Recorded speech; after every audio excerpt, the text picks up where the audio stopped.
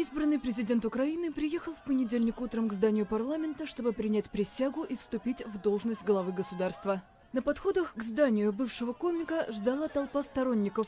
Владимир Зеленский со всеми здоровался, улыбался и даже соглашался на совместные селфи. Из толпы кричали «Удачи!» и «Не подведи!».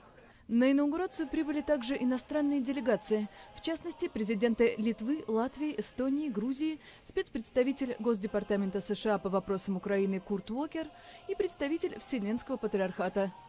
Глава Конституционного суда Наталья Шаптала привела Зеленского к присяге. Избранный президент зачитал текст, положив руку на Библию и Конституцию.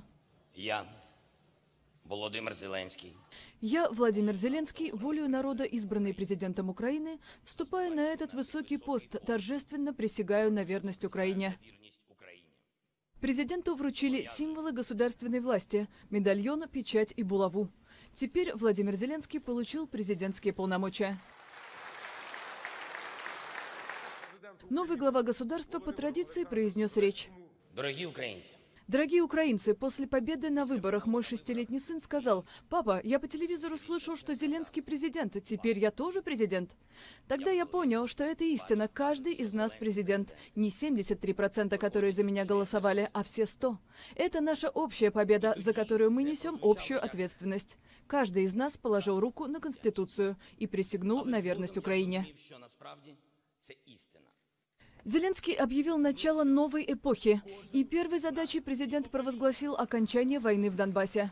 «Не мы ее начали, но нам ее заканчивать», — заявил политик. Затем неожиданно перешел на русский. «Крым и Донбасс — украинские территории, но главная потеря не земель, а людей», — сказал Зеленский. И сегодня мы просто должны, я уверен, они нас слышат, возвращать их сознание. Мы потеряли это сознание. За эти годы власть не сделала ничего, чтобы они чувствовали себя украинцами. Они не чужие, вон и наши, вон и украинцы. Напоследок Зеленский объявил о распуске Верховной Рады. Именно это политик и обещал сделать в первую очередь. Президент призвал парламентариев до их отставки принять законы о снятии депутатской неприкосновенности и об уголовной ответственности за незаконное обогащение, а также уволить главу СБУ, генпрокурора и министра обороны. На это он отвел депутатам 2 месяца.